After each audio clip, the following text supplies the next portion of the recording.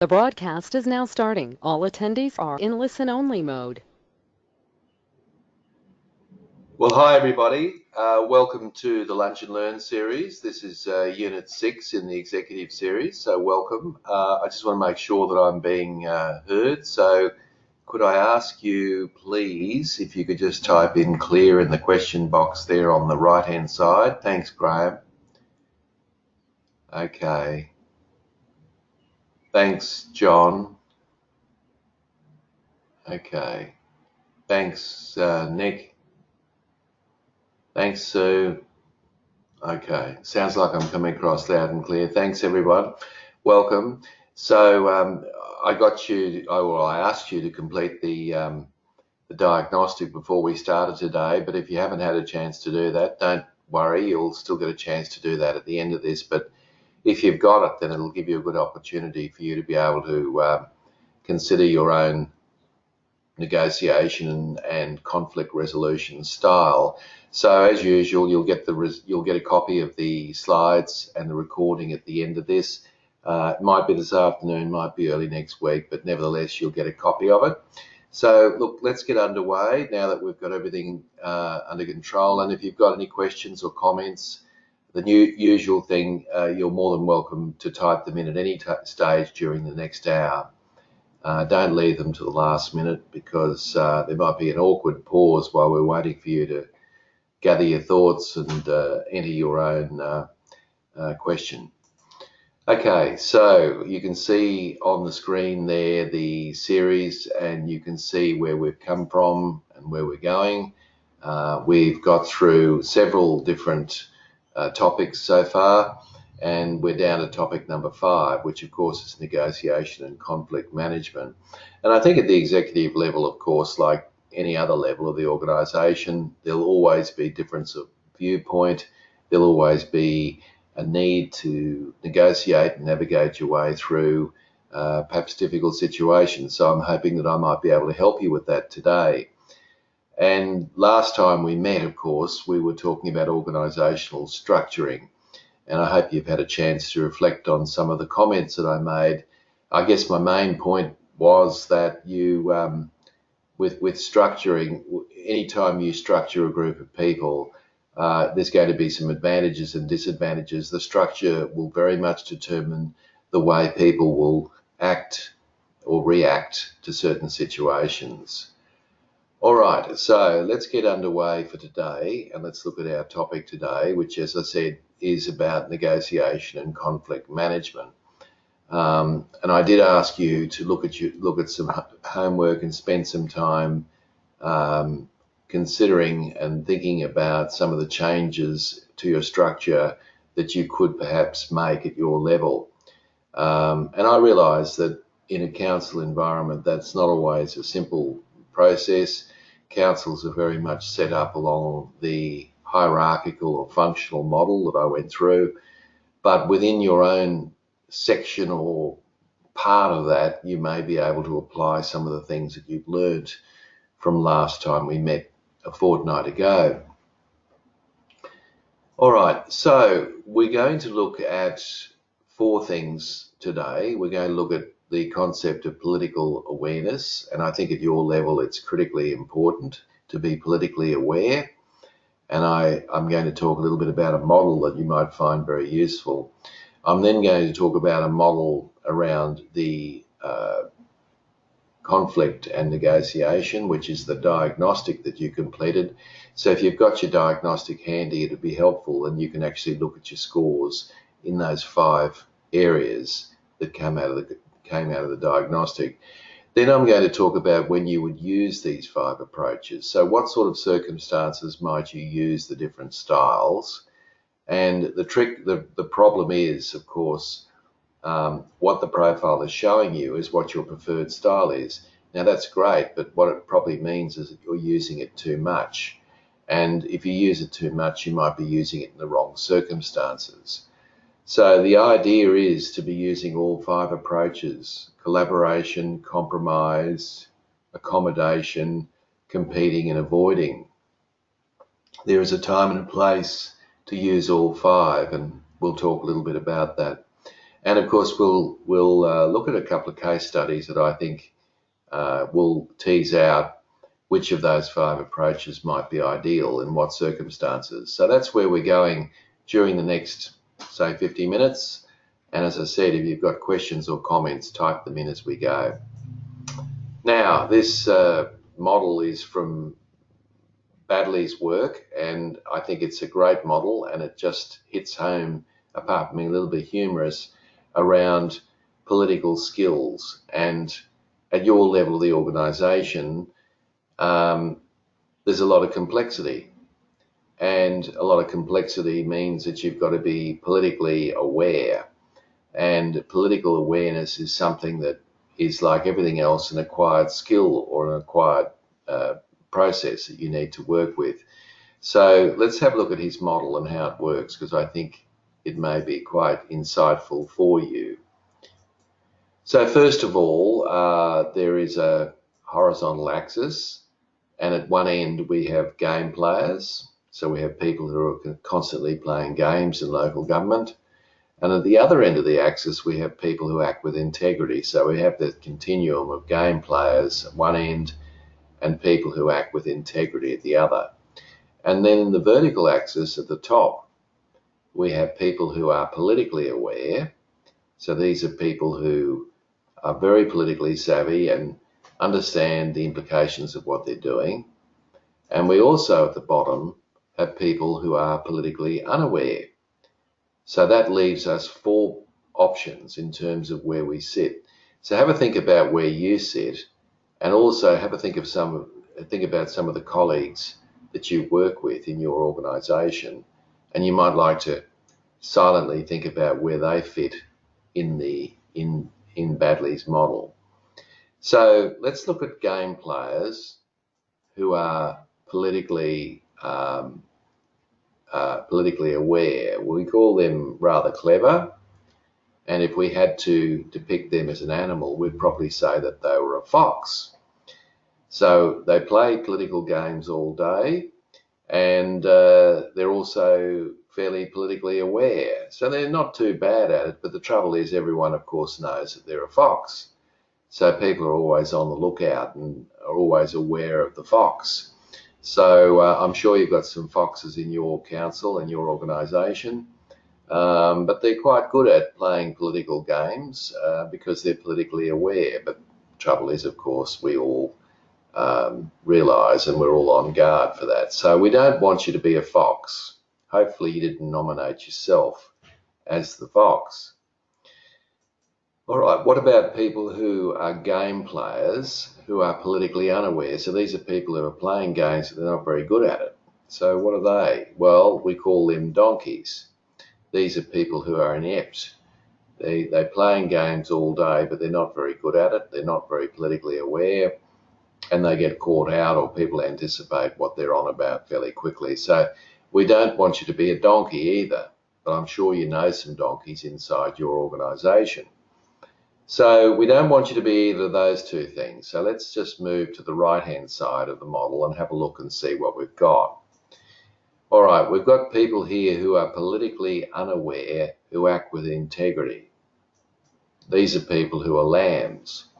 Now, I am pretty sure that you would have a lot of lambs within your department or branch or whatever you're leading. These are people that come to work and say to you, look, I'm not interested in playing political games. I just come to work, do a good job and go home at night. Well, that's all very fine, but the reality is you're working in a political organisation, and being politically aware is quite important. And of course, some of the people who are in this innocent quadrant will often characterise themselves as being quite honourable because they're politically unaware. But being politically unaware is not necessarily a virtue, because if you're politically unaware, you're really not able to anticipate what's going on around you, and that can be problematic, of course. Now, that leaves one quadrant that's left, and this is where we hope you are. These are people who are politically aware and act with integrity, and they're what we might term as wise, as in the wise owl. I'm hoping that you might fit that depiction of who you are. So the important thing about this model is it's really saying that you can be politically aware and still act with integrity. So you don't have to be cunning and underhanded or a game player to be politically aware. Now, let me try and define to you what political awareness is, because I think, there's a lot of misunderstanding about the term. In my mind, political awareness is ultimately about empathy. Political awareness is actually understanding the implications that when you make a decision, when you say something, when you do something in your own leadership, you understand, roughly at least, what will happen or what the impacts of that will be on other people particularly. So you anticipate, of course, that somebody might be in opposition to a proposal that you put forward. And because you're anticipating that, in other words, you're being politically aware, you're able to do something to minimise or mitigate that opposition before, in fact, the person opposes the idea. So being politically aware is not necessarily about being cunning. So I'd like to think that you're in the top right-hand corner, but you might like to, I won't ask you to type in where you think you are, because you might want to think that through before you do that. But have a think about it. At your level of the organisation, the problem with being politically aware and acting with integrity is that things get more and more complex the further up the chain you go. In other words, decisions are often shades of grey and not black and white. And so there are misconceptions or there are interpretations of what you're trying to do. So there's all sorts of complexities that come into play. But I do believe it's possible to act with integrity and still be politically aware most of the time. And I strongly urge you to consider that. So I just thought I'd throw that out there initially for you to start to think about the whole notion of political awareness and what it means for you. All right. So what I'm putting up on the screen right now, and you can see it, this is the model. Now this comes from Thomas Kilmann. Thomas Kilmann are the leaders in this area of dealing with conflict, and they put together a model which I think makes a lot of sense. And when you completed the profile, it would have pegged you with a score out of 12 for each of these categories. And you'll notice on the model there are two key words: assertiveness over on the left-hand side. So as you go down the page, the less assertiveness, the higher up the page, the more assertiveness. And then the other word, or the other dimension, is cooperativeness. To the left, there is less cooperativeness, and to the right, more cooperativeness. So when we're dealing with negotiation or conflict, there are varying degrees of assertion and varying degrees of cooperation. And basically that's the basis of Thomas Kilmann's model. So then what we have, if we go around the grid, is to actually have a look at the different conflict styles. If we start with competing, now competing is high on assertion and it's low on cooperation. And that's normally because when you compete against somebody, ultimately you win, assuming you win, and they lose. So the cooperativeness doesn't even come into play. Ultimately, it is all about, having the right answer or having the right data or whatever it might be, which will determine your outcome. So obviously, if you had a high score in competing, and when you say what's a high score, I'd say in comparison with the other scores, it probably suggests that you're not short of asserting your own ideas and see a lot of the world as about win-lose. Or on the other hand, lose-win, depending on whether you're on the receiving end or not. So you can see what competing is all about. Now, what's the opposite of competing? Well, if you go diagonally across and to the right-hand bottom, you've got accommodating. Now, accommodating is high on cooperativeness and low on assertion because it's the exact opposite of competing. So what you're actually doing when you're accommodating is you're actually letting the other person win at your expense. So it seems like a rather strange thing to do, but it's a bit of a tactic of saying, all right, I'll let them win the battle so that I can win the war. That's the kind of mentality that we're thinking about. So we'll talk about examples where you would use that. So again, if you had a high score on accommodation, it's probably likely that at times you're probably letting people win too often. There's probably a time for you to take a stand on certain things. By the same token, if you had a low score on accommodating, it's probably true that you could use that a little bit more in your day-to-day dealings and negotiations with people that you work with. If you had a low score on competing relative to the other scores, it also means that a pretty similar thing, that you probably need to be more assertive at different times and, stake your ground, so to speak.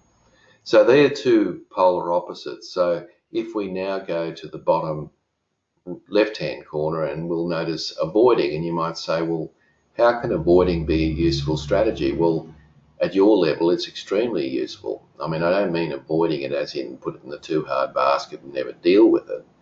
But avoiding could mean that somebody's caught you off guard, they want some information or they want your answer on a decision, and you, frankly, could benefit for some time to think about it. So you might say to the other person, leave it with me, I need to think this through, and I'll get back to you at an appropriate time. That's still avoiding. It's not avoiding as in I'm not going to deal with it at all. It's just giving yourself time and space to be able to consider some of the options in relation to that. So again, if you had a high score relative to the other scores in avoiding, probably likely that you naturally feel comfortable doing that. And I suggest to you that probably you're doing it too much and that you probably need to do it less. By the same token, if you had a very low score in avoiding, it's probably means that you get involved in every bun fight around the place, and it's probably likely for you just to let go and occasionally just not engage. You know, the old saying, you hear it a lot in local government, is pick your battles. And perhaps what's happening for you, if you've got a low score in avoiding, is that you're getting involved in too many battles. So if you go diagonally up to the top right-hand corner, you'll see collaboration. Now, collaboration is highly assertive and highly cooperative. This is where you actually sit down and you problem solve with someone else. So somebody at your level, for example, in the organisation would be somebody that you perhaps would collaborate with. Now, the only problem with collaboration is that it takes time. It means that you have got to discuss options with someone else or other people so that you can come to a resolution about the best way for both you and the other party to get their way. And that usually takes time and it usually takes conversation. And sometimes we don't have that. So it's great when you've got the time, but again, if you don't, it may not be a realistic option. So have a look at your score on collaboration. If your score was very high or relatively high compared with the other four, then you can see the value in problem solving, and you probably find many times that you actually do this. Problem, of course, is that not everyone wants to collaborate. And I'm sure where it's going to be difficult for you is where somebody's decided that they don't want to collaborate with you.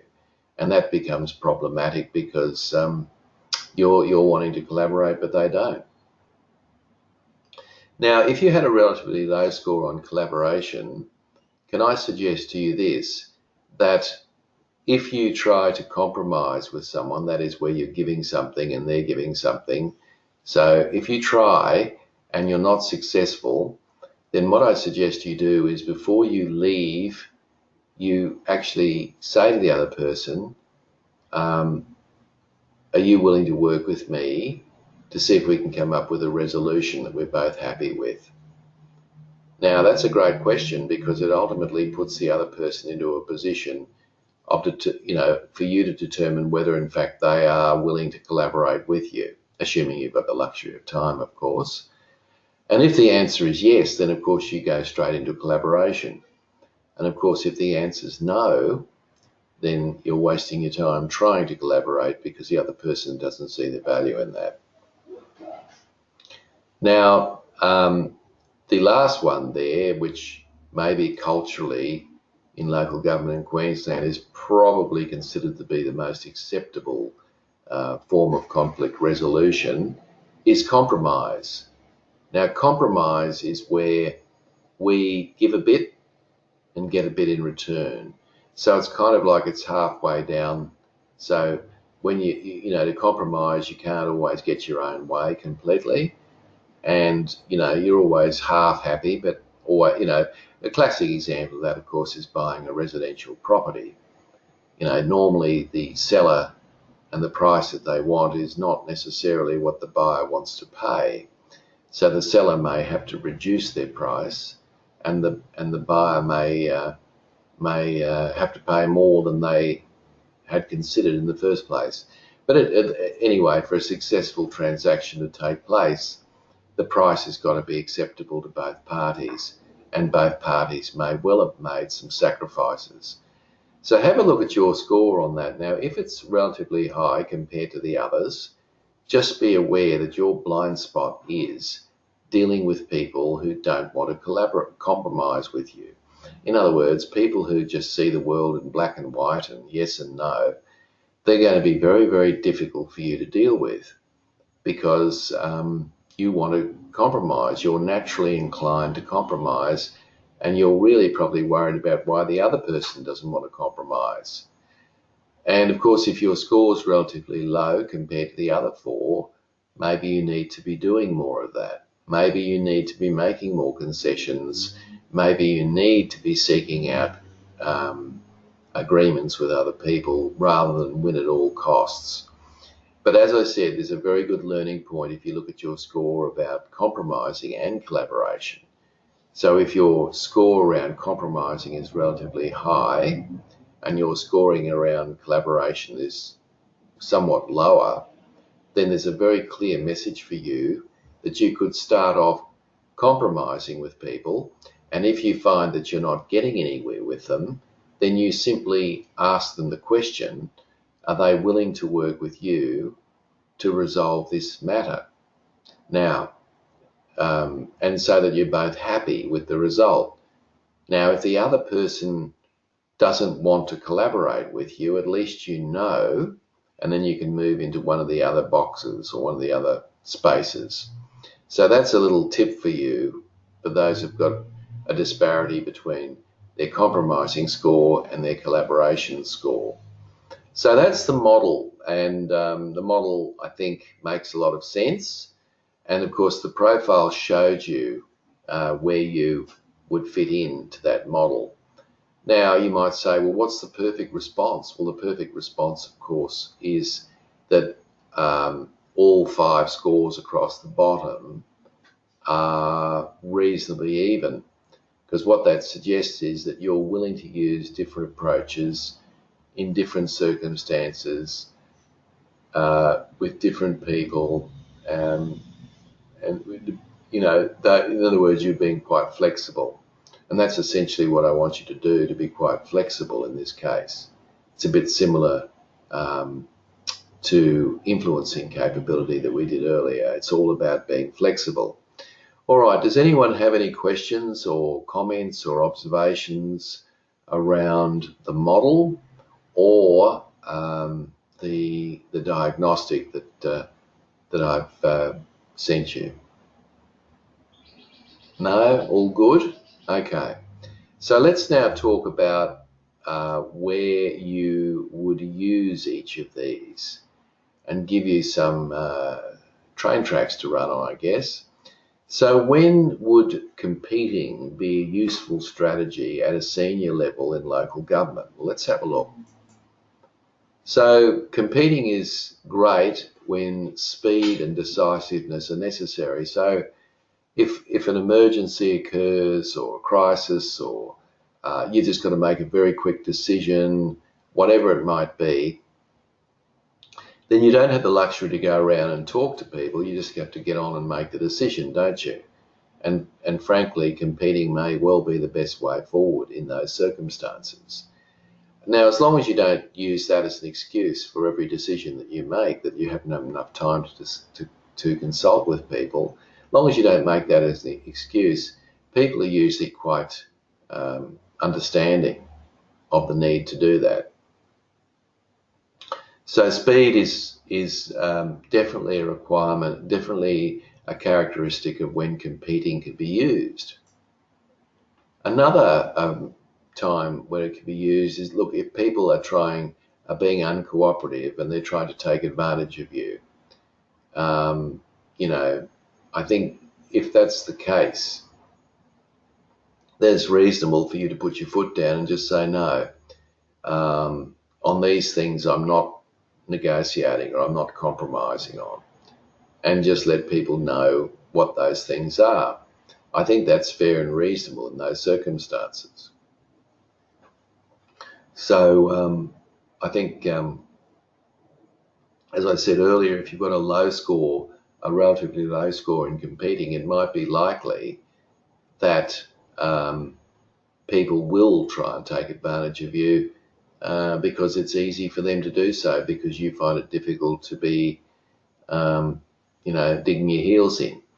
So it's okay occasionally to dig your heels in, and I strongly recommend that you do that on matters of principle. Another time where you might use this is if you've got an unpopular decision to make. Now, look, if you've got an unpopular decision to make, frankly, you should just make it. And of course, at your level, there's lots of unpopular decisions. Just make the decision, make the call, unilateral call, because you know that you can't sugarcoat it anyway. There's no point in you going through the charade of getting other people involved in the decision making to try and soften the blow. At the end of the day, people are not going to like it. So I think it's probably best sometimes for just to make the decision and get on with it. So I think there's definitely a reason when you would do that for unpopular decisions. Now, in terms of accommodation, bear in mind, remember, accommodation is lose-win, whereas competing is win-lose. So accommodation is where you let the other person win. Okay? So again, what sort of circumstances would warrant you letting the other person win at your expense?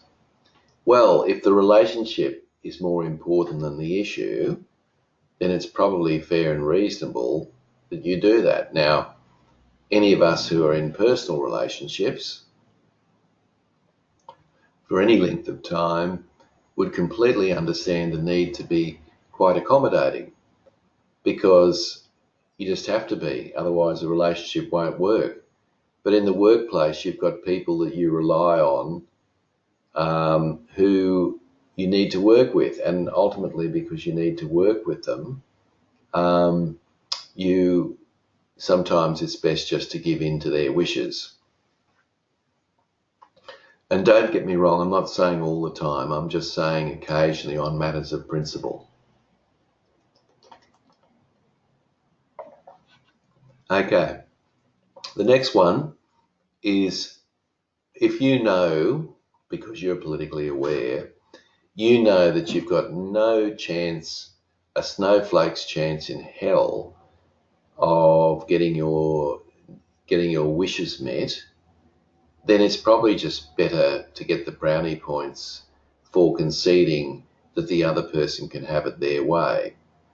Okay, so that's obvious, isn't it? It's quite pragmatic. If you can't win the battle at all, then it's better than you perhaps let the other person win, and you do it in a way that's accommodating. Look, obviously, if the issue isn't very important, then you don't need to get involved, do you? So just let it go. There are plenty of things to get involved in local government. Let the other person get a partial win. You might actually find that there's some residual benefits from that anyway down the track with other people. Okay. Just go back a minute. So look, if the issue is more important to the other person, I didn't really mention this. If the issue is more important to the other person than it is for you, then why do you feel as if you have to win? Just let them go. Let them win. You'll get the brownie points for that. All right, so avoiding. Now, avoiding sounds like a very strange thing. So why would we want to avoid anything at our level? And I sort of gave you examples before. Let's talk a bit more about this. Now, you can see on the chart there, avoiding is low on assertion and low on cooperativeness. And the reason for that is, of course, you're not doing anything, at least not initially anyway. So look, when diplomacy is critical, like you want to smooth over a situation, by actually saying something that might make it worse. For example, you're in a meeting and someone gives some incorrect information, but for you to correct them, which isn't all that important anyway, for you to correct them, it might actually create World War III. Then I'd suggest you just let it go through to the keeper and don't worry about answering, or don't worry about correcting them, because it might take them off on an expedition somewhere that you don't want to go to. So diplomacy is critically important. This could be very true for those of you in the council chambers where you're wanting to correct councillors on very, very small issues that have no real impact in relation to the matter at hand. Okay, what about putting off decisions for a better time?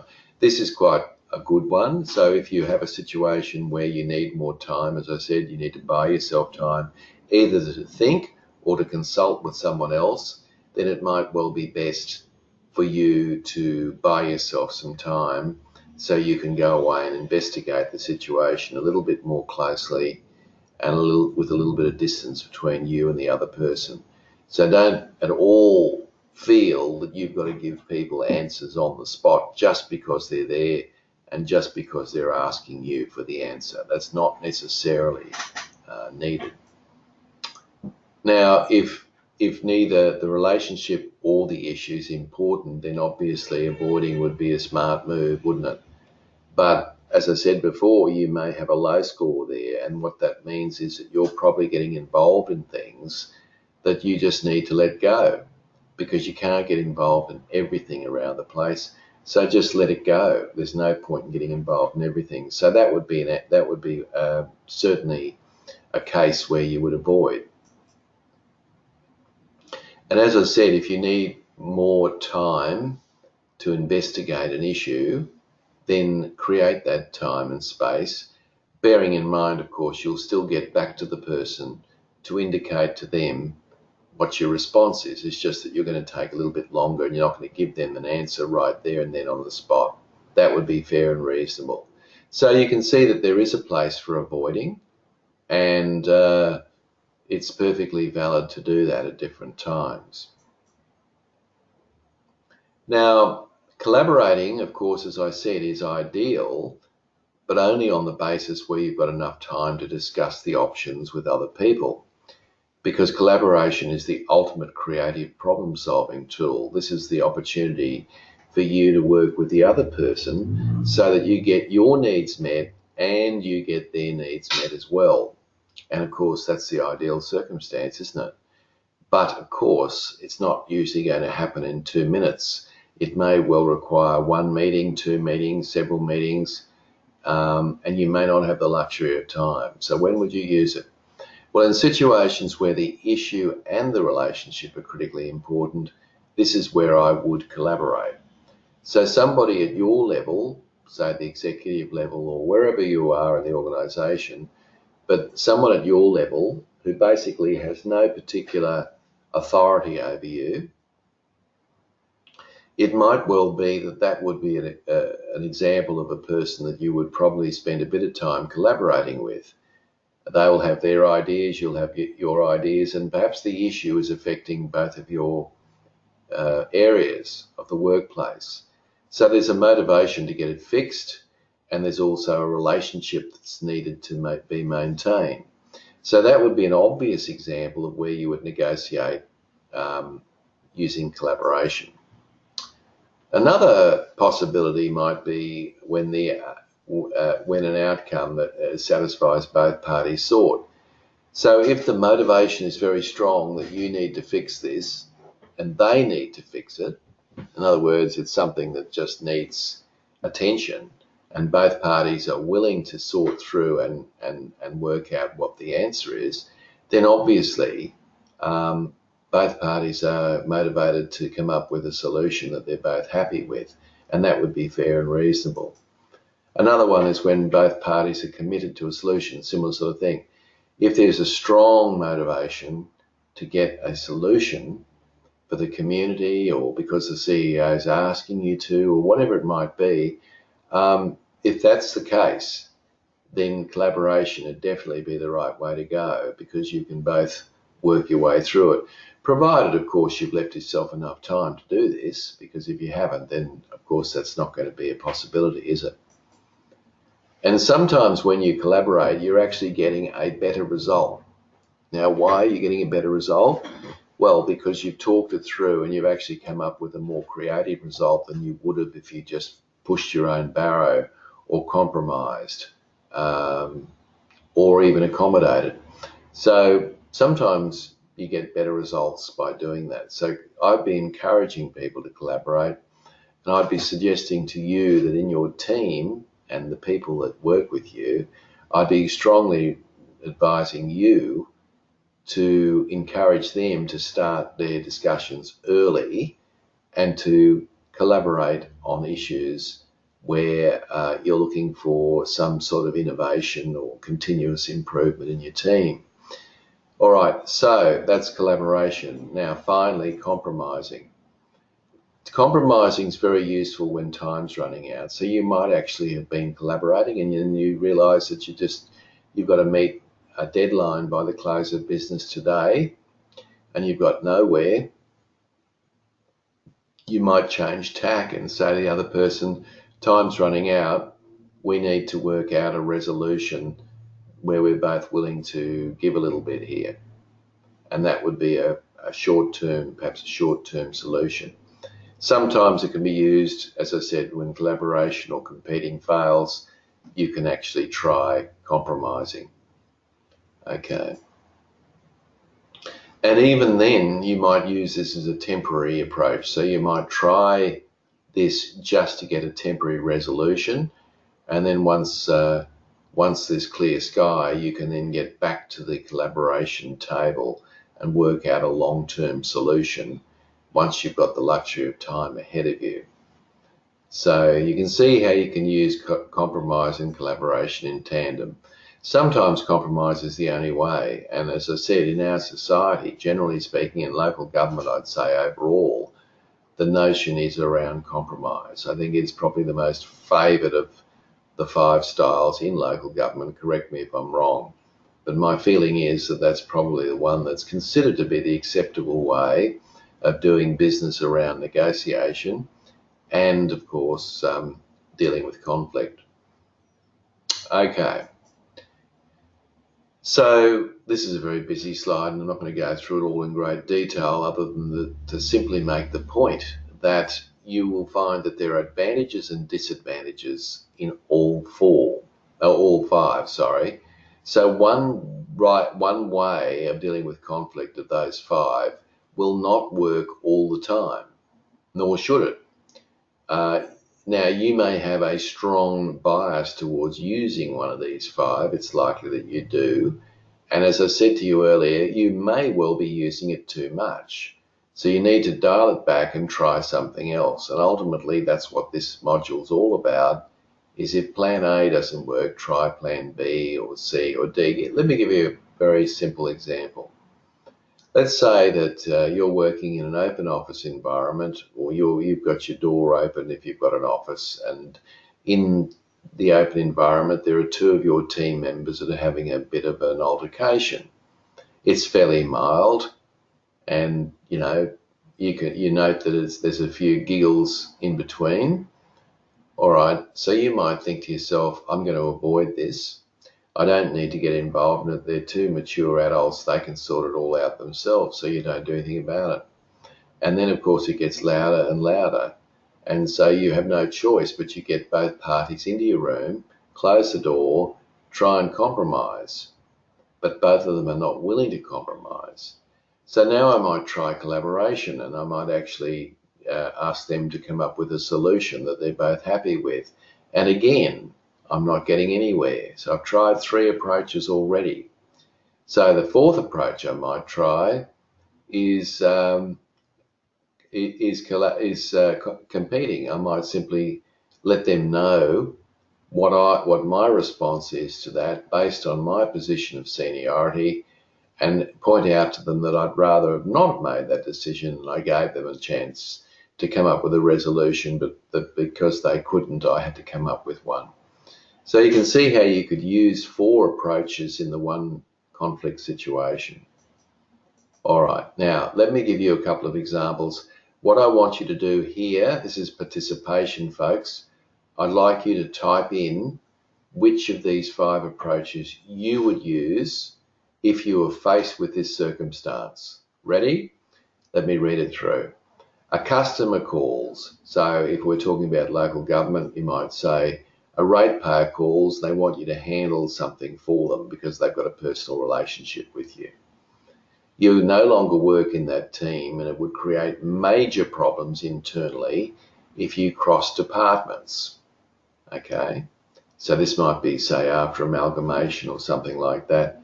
However, the customer who holds a moderate, who let's say is a prominent member of the community, or orders a moderate amount of product if they're in business, has been very insistent on you, very insistent with you. Now, what I'd like you to do is to type in, how would you approach that? Would you compete? Would you compromise? Would you collaborate? Would you avoid? Or would you accommodate? What would you do? Let's have a look and see what some of the answers are, and of course there's limited information. Okay, so Graham says he'd compromise. He'd take the order and pass it through to the right team. Okay, I get that.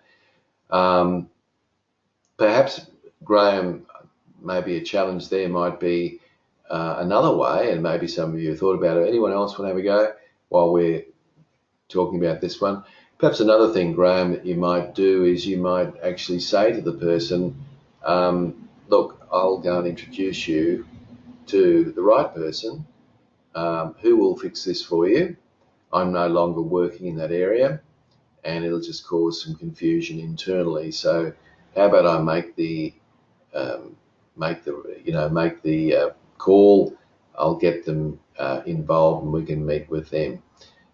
So that's a collaboration, because I'm actually getting out of having to deal with it in future for him, because it's going to cause me a problem or her, and it's also going to make sure that their needs are actually satisfied and met. Anyone else? No? All right, let's try the next one. Let's see how we go with the next one.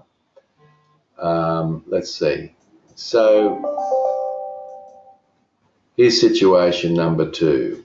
Righto, I'll just read it through. Now, this is a personal one, so you might have been through this, you may not, but it's an interesting one. You've had your car in for repair, and although they claim it's fixed, you've got the same problem. So it might be noise under the bonnet or something. It's not a regular fault, and it's obvious. You paid your bill and when you collected the car, and you're not prepared to pay any more. They're the only dealership that is at all convenient for you. Now, you want your car fixed properly now. So which of the five would you use in those circumstances? I'm sure some of you have been through something similar to that. So what would you do? Would you avoid? Would you compromise? Would you collaborate? Would you compete? What would you do?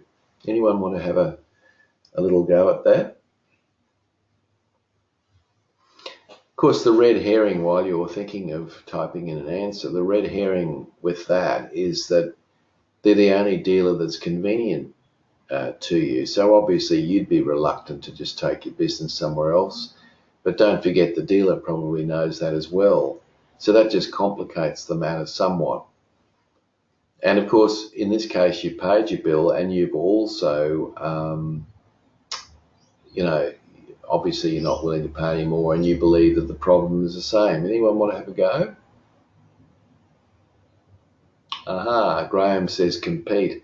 I agree with you, Graham. I think that in this case, you've paid your money, you're in the right. I think that I wouldn't do it in a hostile way though. You don't need to. I think I'd probably just say, look, I had my car in here 2 weeks ago. I paid my bill. There's the same problem and I'd like it fixed, please. How quickly can you turn it around? See, that's still competing. It's just not being over the top aggressive. You don't need to be aggressive about it. In fact, if you are, you may be less effective. So that would be probably correct, Graham, I'd say. You can't accommodate, you can't avoid it, can you? There might be grounds for compromise and collaboration, but I think at the end of the day, you seem to be in the right there. What about this next one? I'll read this through for you because it's a little long, and then I want you to write down which of these you would use. You're a manager of a team that currently uses a manual recording system, and your analysis shows greater productivity if it's automated, right? So that's your view. Susan Jones runs a similar kind of operation in another team. She disagrees with your proposition, citing customer concerns and employee resistance, plus technical problems with the system you're proposing. All right, so she's got a completely different view. She's on the same footing as you, but your manager said this. Your manager has told you to resolve the situation with Susan because you both must run the same way. So you like the idea of automation. Susan's worried about the problems that will create in terms of confusion and so forth. So how do you manage that? Remember, Susan's at your level too. Does anyone like to have a go at that? What would you do? How would you resolve that? Would you compete? Would you collaborate? Would you avoid? How might you deal with that? Okay, so Graham says collaborate. Yeah, I think you're right. I can see that. Look, I might try a process where I said to the other person, look, how about we try it your way for 2 weeks because you're convinced that it works and let's give it a go. And then how about we try it my way for the next 2 weeks? And then what we might do is get our teams together and work out which way is more effective, you see. So that would be a collaboration. The relationship's important because you've obviously got to work with this person. The situation is important because the teams have got to run the same way and the boss has asked you to fix it. So frankly, both of those things are critically important, and assuming you've got the luxury of time, you would probably collaborate, I would suspect. Okay, now let's look at the next one. Now this next one's an interesting one because I think it really does create some interesting issues. Let me read it through for you.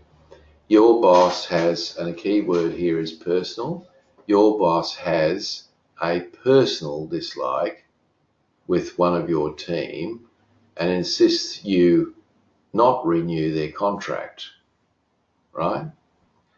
While you recognise some occasional problems, you can manage that quite easily. In fact, that person is quite important to team output. So they're a bit of a pain in the you know what, but ultimately they're good workers and they get the job done. And your boss is wanting you not to renew the contract, so you're put in a difficult position, aren't you? So, of those 5, what would you do? Anyone else besides? I mean, by all means, Graham, you can type something in, but anyone else want to have a go? Okay, all right, well, we've got Graham's here. Compromise. Work out how to keep that person away from the boss while keeping them in the team. Yeah, I can understand how that might work. I guess the key, I think you're being very practical about that, Graham. I think the key thing in this is a personal dislike. So it's not a work-related dislike, it's a personal dislike. And that in itself is somewhat problematic because obviously personality or personal issues shouldn't come into it. So I can see a number of ways here. You could compete, as in, point out to them how important that person is to the team output and that they in fact have a personal dislike. You could do that. Of course, it depends on the boss and how you felt at the time and who the person was and how much of a pain in the neck they were. It doesn't tell you all that. I could even avoid it by just letting it go and waiting and thinking that they're just having a bad day. If and when they bring it up again, I'll deal with it. But if they don't bring it up, I'll know it's not a real issue. So I could try that, put it in the too hard basket. Sue says compete. If this person is important to the team and works well, they cannot be fired for personal dislike. Correct, Sue. So I think I might try that. I know what you wouldn't do. You certainly wouldn't accommodate, would you? And that is where you would go ahead and not renew that contract on the basis of the boss's recommendation. For the simple reason, apart from the fact that it's wrong, you would have a problem, a price to pay in your team because your team members are probably thinking, well, when my back's turned, I wonder what he or she is saying about me, you see. So that becomes a little bit of an issue for you in terms of leading your team. So it's an interesting one, and it really depends on your relationship to your manager and a whole range of other matters as well. So I probably inclined to agree. I might compete. I certainly, or out of sight, out of mind, which is what Graham's suggesting there, is probably a reasonable way too. All right, last one, and then we'll start to wrap up. So, as a manager, you want to design a new system in a way that suits you. All right. Your approach at the managers meeting is to raise it with all the other managers who are all affected by the proposed new system. One of the other managers says it's too costly that way and that each manager should simply offer their approach to the CEO to make the decision. Now, the question is, what is your response to that? So you're sitting around a table, you're trying to collaborate, I assume, and what they're doing, what this person is saying is it's all too hard, just let the CEO sort it out. Now, I don't think that's your preferred approach, nor, I might say, would the CEO see that perhaps as his or her preferred approach either. So how might you deal with that? Any comment, question? Give us a bit of a sense of what you do. Compromise, says Sue, and collaborate. Can you do both? Yeah, I guess so. Collaborate, says Graham. Yeah, look, my tendency in that situation with the limited information that I've got, Sue and Graham, I might just say to them, look, this is as a group, look, how about we talk this through, and if we can come to a resolution ourselves, then that's what we probably should do. Now, if at the end of the meeting we can't come to a resolution, then I'm happy to take your suggestion and pass it up to the CEO. So I think that's what you're getting at, Sue, if I'm correct in your question. So yeah, good. So you have a go, you have a crack, and failing that, I'll just let the CEO sort it out. That's how we might go about it. So you can see that it's, these are very real, these circumstances that we're facing, and very interesting. But look, the key message out of all of this, folks, is pretty straightforward. And the key message is this: be flexible. In other words, different situations require different responses. Different people require different responses. So the trick for you is just, if plan A doesn't work, try plan B or C or D or whatever you can do in that case. Don't overuse your preferred style. So when you've completed the profile, for heaven's sake, make sure that you're not deluding yourself into thinking that your approach, which is your favourite approach, is the right approach when really it's not. You're just doing that because you feel comfortable with that approach. And then as I said earlier, if plan A doesn't work, then try something new.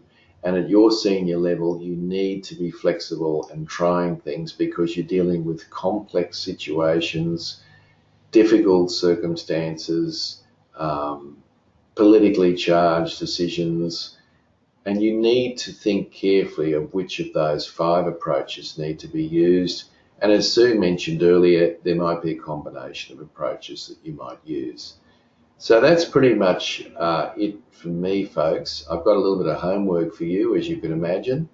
I simply want you to go out of here today and just practice using all 5 approaches and just try to be flexible and try to use different approaches in different situations, and get used to some of the ones that you don't feel as comfortable with, and don't overuse the ones that you feel very comfortable with. So that's your homework, is to start using and exercising more flexibility in your negotiations and conflict handling.